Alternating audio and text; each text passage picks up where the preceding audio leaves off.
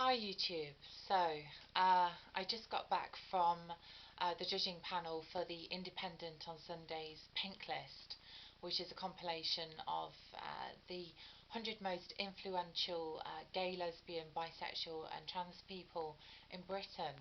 So we've been discussing some really fabulous people who are having, great lives and contributing a lot to not only the LGBT community but wider society as well, and lots of trans people on the list as well, which wasn't the case a few years ago. So I'm really happy about that, and it's really wonderful to know that these people are out there actually doing stuff. It's very inspiring, and that's precisely why we need the list.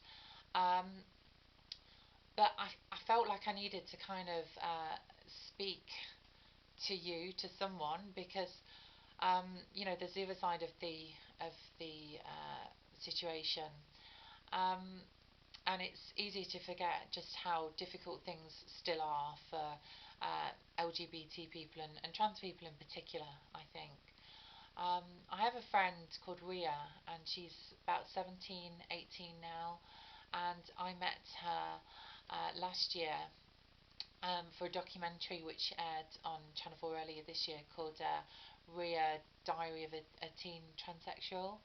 Um, and she was obviously having a lot of problems and stuff, and I was really sad to read in the paper at the weekend um, that she's actually thinking about detransitioning and presenting as a boy again.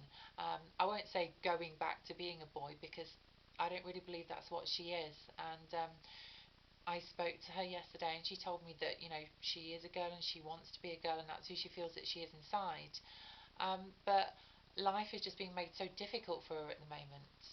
Her dad doesn't want a relationship with her. Um, she's lacking support and proper love that she needs, and you know she's just having problems. But it made me really angry because the Sunday Mirror, very irresponsible journalism. The write-up included things like, this raises questions about whether she should have been allowed to transition so young, and that's just bullshit, basically. Um, there are issues around surgery being performed on very young people, and that doesn't actually happen. Um, but in terms of living her life as who she wants to be, she knows who she wants to be. And, maybe some people are confused at that age. Um, but I thought about detransitioning before, and I wasn't confused. I wasn't too young to have transitioned or any of those things. It was simply because other people were making my life difficult. Um, and I don't really think that the newspaper would have written it up in that way. Had it been a gay teen that was being bullied back into the closet, I think that most right minded, decent people would realise that actually it's homophobia that's the problem.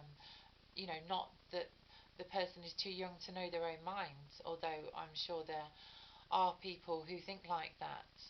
Um, but it just makes me so sad because I'm really enjoying my life at the moment, and I really identified with Ria, and I saw a lot of myself in her, just not that many years ago, and I it just sounds so cheesy, but I really am just enjoying life so much at the moment. It's like I sit here and I just kind of think like, have I actually reached the limit of human happiness? And because there must be like a limit on actually how happy someone can feel, and I feel so good. It's not just like I'm having a good week, I'm having a good month. It's like I feel so content and fulfilled at kind of realizing really long-term dreams and ambitions, and she should be able to experience that, and anybody should be able to experience that, and you shouldn't be barred from reaching your true potential because other people can't love you and can't accept you, or at least just let you get on with your life and walk down the street, you know. And it just makes me so angry because we all deserve to live our lives to the full. We all deserve to live life. And I don't really know who I'm speaking to with this message, but I know that there are vulnerable people that read watch my videos, because I get messages sometimes, and I used to use YouTube, for support as well when I was feeling very isolated.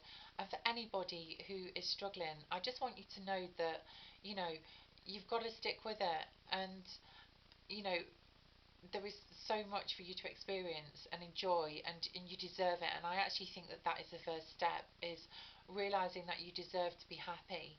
And one of the most important things that I took from cognitive behavioral therapy was to do something nice for myself every day. And if you're feeling crap, and if you had an argument with your family, or you're finding it hard to find work or something, there's a lot of stuff that you can't change, and you try and change what you can. But even if you just run yourself a nice bath today, or you phone up a good friend who makes you smile, or you go to the shop and you buy yourself some chocolate, that can make a huge difference. And it might seem like really crap advice, but sometimes we don't really have much to go on. And yeah, I guess that's my message today.